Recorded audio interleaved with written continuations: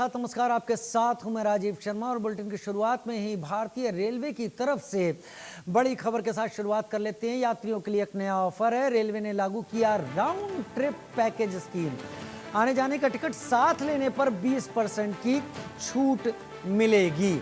अगर आप जाने का टिकट बुक करवा रहे हैं और वापसी का भी टिकट आप बुक करवाते हैं तो आपको दोनों ही टिकटों पर मिलाकर 20% की छूट मिलेगी।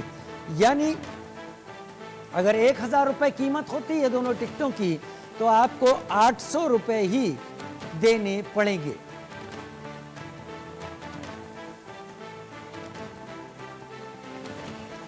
भारतीय रेलवे का यात्रियों के लिए नया ऑफर। रेलवे ने राउंड ट्रिप पैकेज स्कीम को शुरू कर दिया है।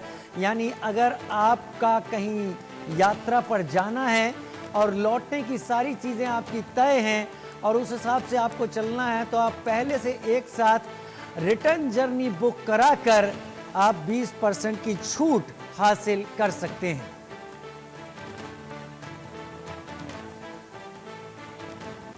आने जाने का टिकट साथ लेने पर 20% की छूट मिलेगी। रेलवे ने लागू कर दिया यह ऑफर। भारतीय रेलवे का यात्रियों के लिए नया ऑफर। वो लोग जो ट्रेन के जरिए सफर करते हैं लेकिन कई बार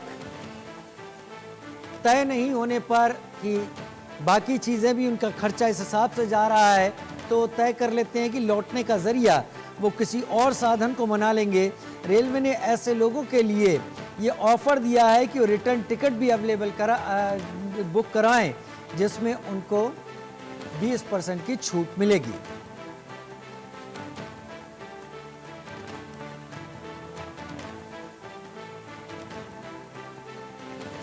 आने जाने का टिकट साथ लेने पर 20% की छूट। भारतीय रेलवे का यात्रियों के लिए नया ऑफर।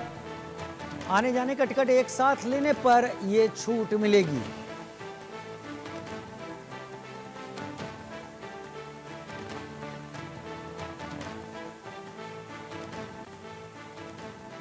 भारतीय रेलवे ने यात्रियों के लिए नया ऑफर सामने रखा है। वो लोग जो यात्रा भी करना चाहते हैं और ये भी चाहते हैं कि पैसे कम खर्च हो या फिर यात्रा तय हो तो पहले से अगर वो टिकट रिटर्न जर्नी का बुक कराएंगे तो उन्हें आने जाने का टिकट साथ लेने पर 20% कम पैसे देने होंगे।